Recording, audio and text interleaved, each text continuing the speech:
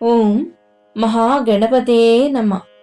എൻ്റെ കുഞ്ഞു ചാനലിലേക്ക് നിങ്ങൾക്ക് ഏവർക്കും സ്വാഗതം. ഗണപതി ഭഗവാനെ ഉപാസിക്കുന്നത് എന്തിനു വേണ്ടിയാണ്? കാര്യങ്ങൾ നിർവിഘ്നം നടത്തുന്നതിനും കാര്യങ്ങൾക്ക് വിഘ്നം വരുത്തുന്നതിനും കഴിവുള്ളവനും അറിവിന്റെ ദേവനുമാണ് ഗണപതി. ഈ ഉപാസനാമൂർത്തിയുടെ വാഹനം എലിയാണ്.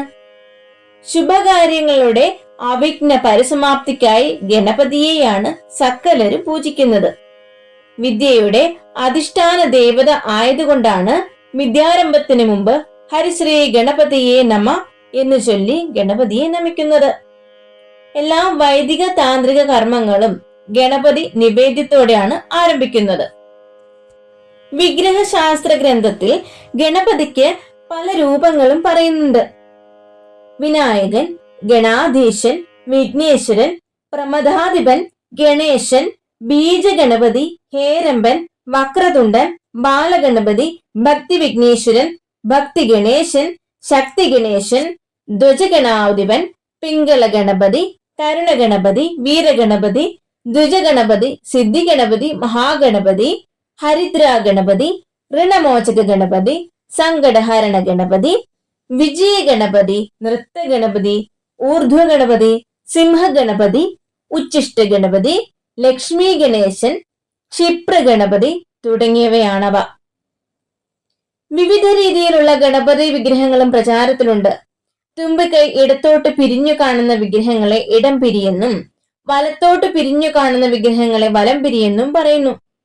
ശക്തി ഗണപതിയുടെ വിഗ്രഹത്താൽ ശരീരഭാഗം സ്ത്രീ രൂപത്തിലുള്ളതായി കാണപ്പെടുന്നു.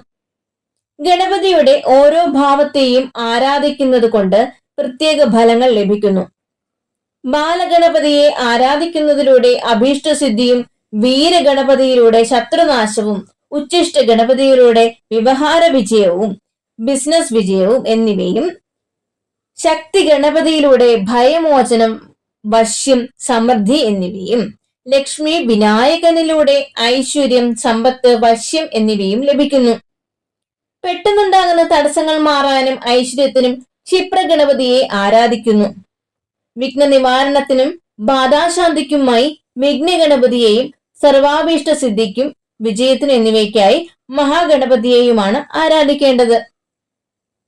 സ്ത്രീകൾ സന്താന ലബ്ധിക്കായി ഹരിദ്ര ഗണപതിയെയാണ് ആരാധിക്കേണ്ടത്.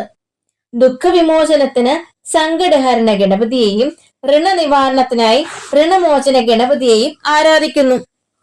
ലോകവശ്യത്തിനായി ത്രൈലോക്യ മോഹന ഗണപതിയെയും, ആഗ്രഹ സാഫല്യം, മന്ത്രസിദ്ധി എന്നിവയ്ക്കായി സിദ്ധി ഗണപതിയെയും ആരാധിക്കുന്നു.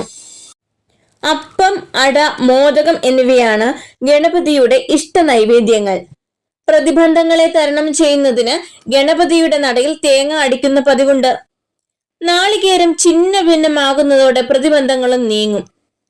ഏത്തമിടലും ഗണപതി നടയിൽ നടത്തുന്ന ഒരു ആരാധനാ രീതിയാണ്. ഗണപതിയെ ആരാധിക്കുന്നതിന് മാത്രമാണ് ഏത്തമിടിയിൽ നടത്തുക. ചിങ്ങമാസത്തിലെ വെളുത്ത പക്ഷ ചതുർത്ഥിയാണ് ഗണപതിയുടെ ജന്മദിനം. അന്ന് ഗണപതി ഹോമം, മറ്റ് ഗണപതി പൂജകൾ തുടങ്ങിയവ നടത്തുന്നത് അതിവിശേഷമാണ്. ഇനിയും ഇങ്ങനെയുള്ള അറിവുകൾ നേടാനായിട്ട് എൻ്റെ ഈ കുഞ്ഞു ചാനൽ സബ്സ്ക്രൈബ് ചെയ്യാനും ബെല്ലൈക്കൺ എനേബിൾ ചെയ്യാനും മറക്കരുത്. Thank you for watching.